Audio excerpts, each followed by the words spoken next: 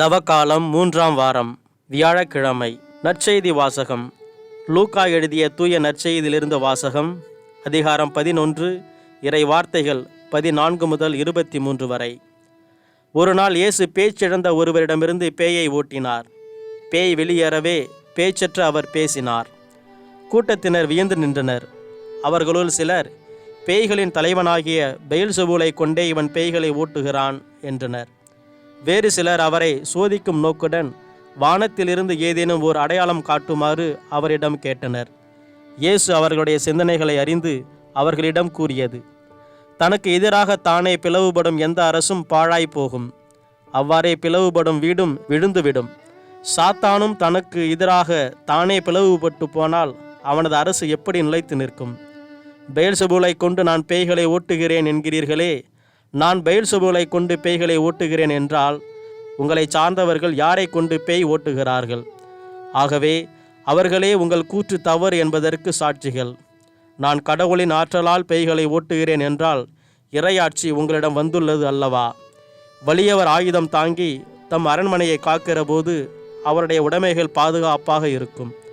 அவரை விட மிகுந்த வலிமையுடையவர் ஒருவர் வந்து அவரை வென்றால் அவர் நம்பியிருந்த எல்லா படைக்கலங்களையும் பறித்து கொண்டு கொள்ளை பொருளையும் பங்கிடுவார்.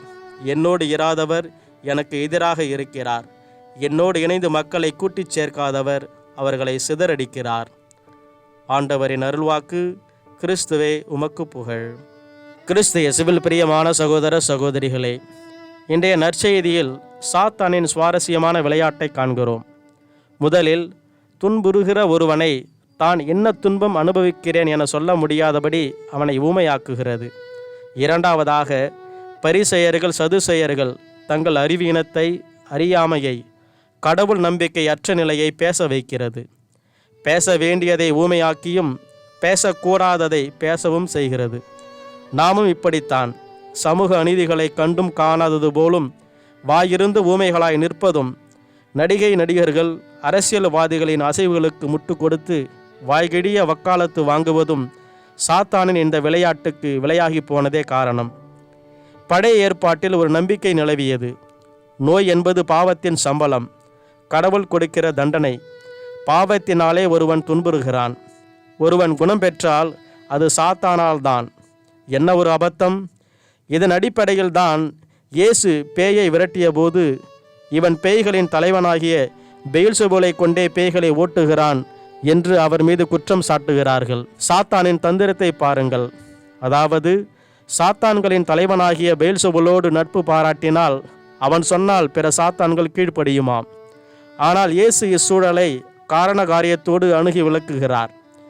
எந்த ஒரு அரசும் தனக்குள்ளாகவே பிளவுபட்டு இருக்க முடியாது.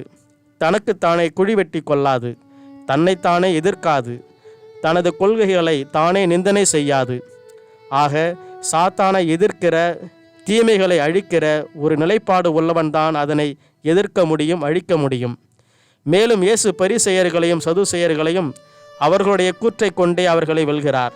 அவர்களின் மகன்கள் கடவுளின் பெயரால் சாத்தானை ஓட்டினால் தான் மட்டும் எப்படி சாத்தானின் பெயரால் சாத்தானை ஓட்ட முடியும்?